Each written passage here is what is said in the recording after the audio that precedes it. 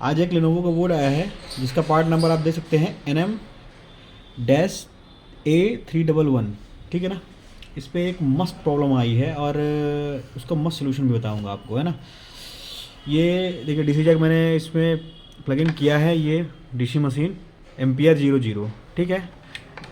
अभी इसमें सीआर पे वोल्टेज नहीं बन रहे हैं, मैं आपको दिखा रहा हूँ।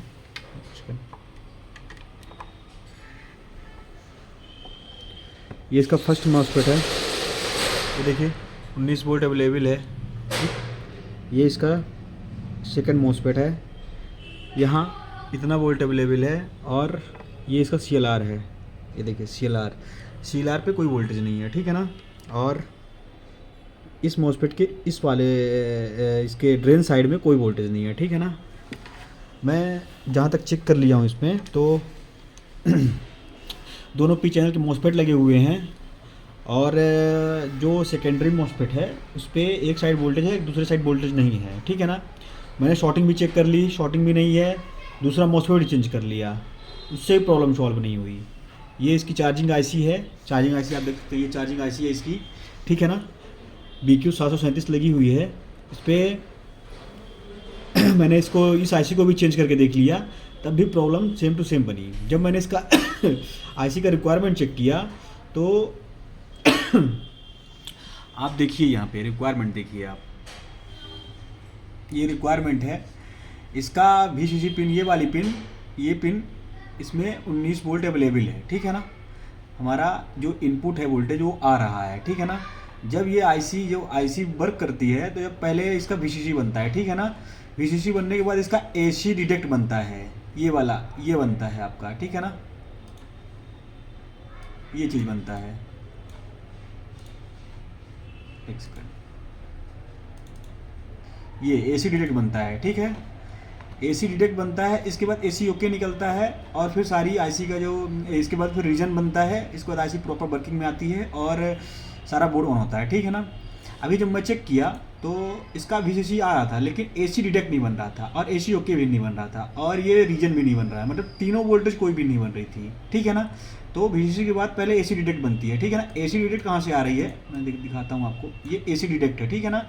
यहाँ पे 2 रजिस्टर, एक मॉसफेट, एक कैपेसिटर है, ठीक है ना। इसका जो ये वाला PR312 है, इस रजिस्टर के एक साइड 19 वोल्ट आना चाहिए, विन की सप्लाई आएगी, तब ये जो PR313 और 312 के बीच वोल्टेज डिवाइडर काम करेगा। तब यहाँ पे वोल्टेज 2.5 से लेके 3 वोल्ट के आसपास वोल्टेज बनेगी। इसके बाद AC ओके निकलेगा, ठीक है ना। और इसके बाद फिर रीजन निकलेगा, फिर आईसी प्रॉपर वर्किंग में काम आएगी। और जब तक AC डिटेक्ट काम ये नहीं आएगा तो हमारी बैटरी भी चार्ज नहीं करेगी, ठीक है ना। तो ये जो रजिस्टर है इसका जो 19 वोल्ट है, जो इसका विन सेक्शन है जहाँ से इसका सप्लाई आ रही थी वो नहीं आ रही थी। हमने बोर्ड में ये देखिए, मैं आपको दिखा रहा हूँ बोर्ड पे, ये जो बोर्ड है ये वाला, ठीक है। ये रजिस्टर है 19 वोल्ट, इसके एक साइड 19 वोल्ट आएगा और ये एक कैपेसिटर है कि ये रजिस्टर है, ठीक है ना।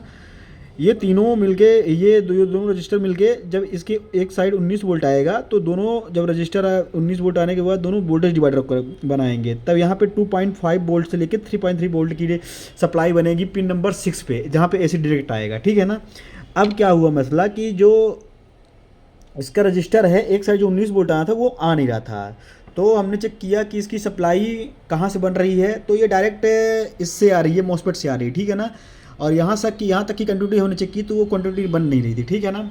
तब हमने इसमें एक जंपर मार के काम करने की कोशिश की। हालांकि वो जंपर मारने के बाद मेरा बोर्ड एकदम सक्सेसफुली ऑन हो गया और डिस्प्ले भी आ गया। तो मैं यही कह सकता हूँ कि जो इसका इंटरनल ट्रैक है वो डैमेज हुआ कहीं से, इस वजह से सप्लाई यहाँ पे 19 वोल्ट नहीं बन रहा है ये वाली रजिस्टर की एक प्लाट, और इससे वोल्टेज डिवाइडर काम नहीं कर रहा है और इसकी कोई सप्लाई आईसी की नहीं बन रही है। मैंने इसमें 2 आईसी चेंज करके देख ली तब भी वर्किंग नहीं है। जब मैंने इसकी रिक्वायरमेंट चेक की तब मुझे पता चला कि ये आईसी गड़बड़ नहीं है, इसकी जो सप्लाई है वो नहीं बन पा रही है, ठीक है ना। तो मैं आपको इसका अभी तो मैं जंपर निकाल दूँ, मैं दोबारा जंपर मार के दिखाता हूँ कि आपको सप्लाई बन रही है कि नहीं बन रही है, ठीक है ना। ये हमने जंपर मार दिया है, जो विन सेक्शन का फर्स्ट मॉसफेट है उसके ड्रेन से हमने जंपर मारा है। कहाँ, ये जो AC डिटेक्ट है इसके इस वाले रजिस्टर के इस वाली पिन पे, यहाँ पे इस साइड में हमने जंपर मारा, ये देखिए जंपर यहाँ पे मारा है हमने, ठीक है ना। अब मैं आपको सप्लाई चेक करा के दिखाता हूँ, ठीक है ना।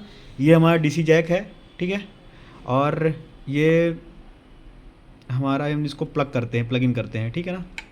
एक सेकेंड पहले मशीन को,